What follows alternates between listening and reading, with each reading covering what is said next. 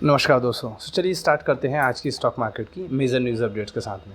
आज की जो मेजर न्यूज़ अपडेट आ रही है एज़ यूजुअल हम स्टार्ट कर रहे हैं ग्लोबल मार्केट की अपडेट के साथ में। ग्लोबल मार्केट में हम सबसे पहले देख रहे हैं यूएस स्टॉक मार्केट के जो मेजर इंडेक्सेस हैं S&P 500, Nasdaq and Dow Jones. यहाँ पे ऑलमोस्ट कल की डेट में वापस से सेल ऑफ देखने को मिला। लोअर लेवल पे जो बाइंग आई थी, जिसका मार्केट यूएस मार्केट में एक न्यूज़ फ्लो हुआ था, जहाँ पे आया था कि वहाँ पे सर्विस सेक्टर का जो PMI परचेसिंग मैनेजर्स इंडेक्स का नंबर है वो 51.4 पे आया था, जो कि कहीं ना कहीं ये सिग्नल कर रहा था कि यूएस इकोनॉमी वापस से रिबाउंड होने की कोशिश कर रही है। वहाँ पे स्ट्रेंथ के सिग्नल मिल रहे थे, लेकिन उसकी जो बाइंग आई थी मार्केट में, वहाँ से वापस से यूएस मार्केट में कल की डेट में सेलिंग प्रेशर देखने को मिला आईटी सेक्टर की वजह से ही। एंड ट्रेजरी बिल्स का जो वहाँ पे ऑक्शंस हुआ था, वहाँ पे थोड़ा सा उतना ज़्यादा डिमांड देखने को नहीं मिली, जिसकी वजह से इंटरेस्ट रेट्स में भी फिर वापस से हायर लेवल पे आए।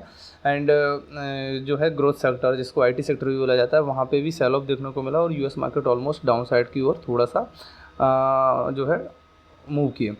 नेक्स्ट न्यूज़ अपडेट की अगर हम बात करें ग्लोबल मार्केट में, जो आ रही है वो बांग्लादेश, जो कि हमारा एक नेबर कंट्री है। वहाँ पे जो अभी जिस तरह से पॉलिटिकल सिनेरियो अचानक से चेंज हुए हैं एंड जिस तरह से राइट्स चल रहे हैं वहाँ पे, तो ये इकोनॉमी के लिए कहीं ना कहीं बहुत काफ़ी ज़्यादा नेगेटिव रोल प्ले करते हैं। एंड पिछले 3 से 4 दिनों में जिस तरह से डेवलपमेंट्स हुई है, तो वहाँ पे इकोनॉमी को लेकर जो डेटा आ रहा है, इकोनॉमिक वहाँ पे जो बैंक्स है वो कोलैप्स करने की कगार पे आ गए हैं। वहाँ के इंपोर्ट एक्सपोर्ट जो बांग्लादेश के हैं वो भी कहीं ना कहीं एक तरह से काफ़ी ज़्यादा, मतलब एक तरह से पूरी तरह से वो रुक गए हैं और मिलिट्री कू हो गया है वहाँ पे। अभी चांसेस बन रहे हैं कि जो इकोनॉमी के अंदर नोबल विनर हैं मोहम्मद यूनिस, वो मे बी आज की डेट में as a PM, interim PM के तौर पे वो वहाँ पे ओथ ले सकते हैं। चांसेस हैं कि शायद वहाँ पे इकोनॉमी रिकवर कर सके, क्योंकि जो पीएम बनने वाले कैंडिडेट्स हैं वो इकोनॉमी के अंदर नोबलिस्ट हैं ऑलरेडी। एंड बांग्लादेश ऑलरेडी इसलिए रोल प्ले करता है इंपॉर्टेंट इंडियन इकोनॉमी के अंदर, क्योंकि बांग्लादेश भले इंडिया का 25th लार्जेस्ट ट्रेड पार्टनर है, but as a trade balance की अगर हम बात करें, इंडिया जो है ट्रेड सरप्लस एंजॉय करता है बांग्लादेश के साथ में। और ट्रेड सरप्लस के पॉइंट ऑफ व्यू से अगर हम देखें तो बांग्लादेश हमारे लिए 4th बेनिफिशियल ट्रेड पार्टनर है। इसलिए बांग्लादेश भी हमारे लिए काफ़ी ज़्यादा इंपॉर्टेंट होता है। नेक्स्ट न्यूज़ अपडेट की बात करें तो वो आ रही है इंडियन करेंसी एक्सचेंज रेट को लेकर। इंडिया का जो नेशनल करेंसी है रुपीज़, वो ऑल टाइम लो 83.97 के आसपास पहुंच गया है। एंड इसके पीछे जो मेन रीज़न आ रहे हैं वो निकल के आ रहे हैं येन का जो कैरी ट्रेड सभी मार्केट में अनवाइंड हो रहे हैं। जापान में जब से इंटरेस्ट रेट इन्होंने हाई किया है, तब से येन कैरी ट्रेड से अनवाइंड हो रहे हैं, जिसकी वजह से डॉलर की डिमांड काफ़ी ज़्यादा आ रही है इंडियन मार्केट के अंदर। तो रुपीज़ में जो है लोएस्ट लेवल के आसपास पहुंच गया है। तो ये कहीं ना कहीं एक तरह से हमारे लिए नेगेटिव है। नेक्स्ट न्यूज़ अपडेट की बात अगर करें तो आज की डेट है 8 अगस्त एंड आज आरबीआई की मॉनेटरी पॉलिसी की मीटिंग होने वाली है। आरबीआई के लिए काफ़ी ज़्यादा टफ सिचुएशन है आज की डेट में डिसीजंस लेने के लिए।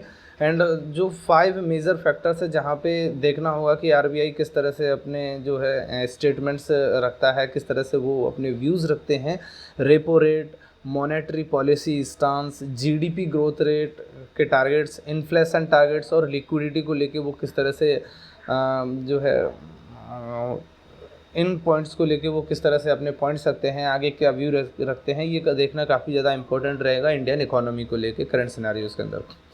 नेक्स्ट न्यूज़ अपडेट की बात करें तो स्टैंडर्ड चार्टर्ड बैंक को लेके आ रही है। अभी कुछ टाइम पहले ही जो हमारा एक आईपीओ आया हुआ था, प्रोटीन ई गवर्नमेंट टेक्नोलॉजीज़, इसमें स्टैंडर्ड चार्टर्ड अराउंड 3.09% का ओनरशिप एंजॉय करता था, जिसको अभी वो पूरा स्टेक सेल करने की वो प्लानिंग कर रहे हैं। ये कहीं ना कहीं इस कंपनी के लिए, इस शेयर के लिए एक तरह से नेगेटिव है कि इतना बड़ा जो शेयर है या इतना बड़ा एक इन्वेस्टर है वो इनमें से एग्जिट लेने के लिए प्लान कर रहा है। ये कहीं ना कहीं इस शेयर के लिए एक तरह से नेगेटिव है।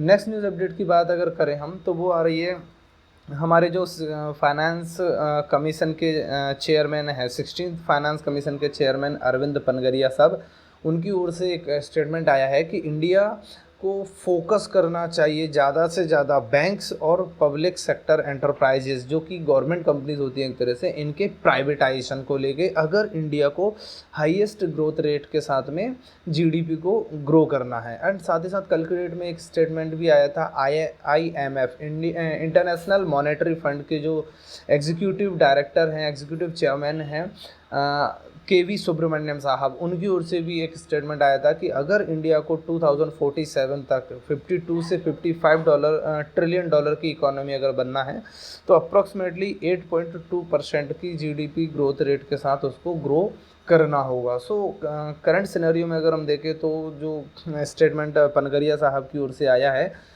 प्राइवेटाइजेशन का बैंक्स और पब्लिक सेक्टर एंटरप्राइजेस को लेके, ये भी कहीं ना कहीं उसी ओर एक तरह से डायरेक्शंस प्रोवाइड कर रहा है कि अगर हाईएस्ट ग्रोथ रेट के साथ ग्रोथ करना है सो गवर्नमेंट को फोकस करना होगा only on policy manufacturing and जो है इकोनॉमी कंट्रोल करने को लेकर, एंड जो बिजनेसेस का फैक्टर है वो प्राइवेट हैंड्स में सौंप देना चाहिए ताकि जो कंपनीज है वो हाईएस्ट लेवल पे परफॉर्म कर सके।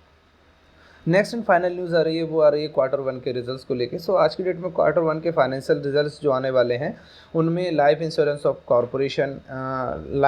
Corporation of India Limited LIC, ABB, Eicher Motors, RVNL, Oil India Limited, Bharat Forge, Concor, SAIL, MRF, Astral, Page Industries, Biocon, Ircon and around ऐसी ही 197 कंपनीज़ के आसपास की डेट में आज फाइनेंशियल रिजल्ट्स आने वाले हैं। सो इनको हम फोकस कर सकते हैं, इनके फ्यूचर ग्रोथ प्रॉस्पेक्ट्स किस तरह से ये डिलीवर करते हैं, यहाँ पे किस तरह से इनकी बैलेंस शीट्स फाइनेंशियल्स इंप्रूव हो रहे हैं, इसको देख के हम मिड टू लॉन्ग टर्म में इन्वेस्टमेंट के लिए इनमें प्लान कर सकते हैं। सो फ्रेंड्स, यही थी आज की मेजर न्यूज़ अपडेट्स।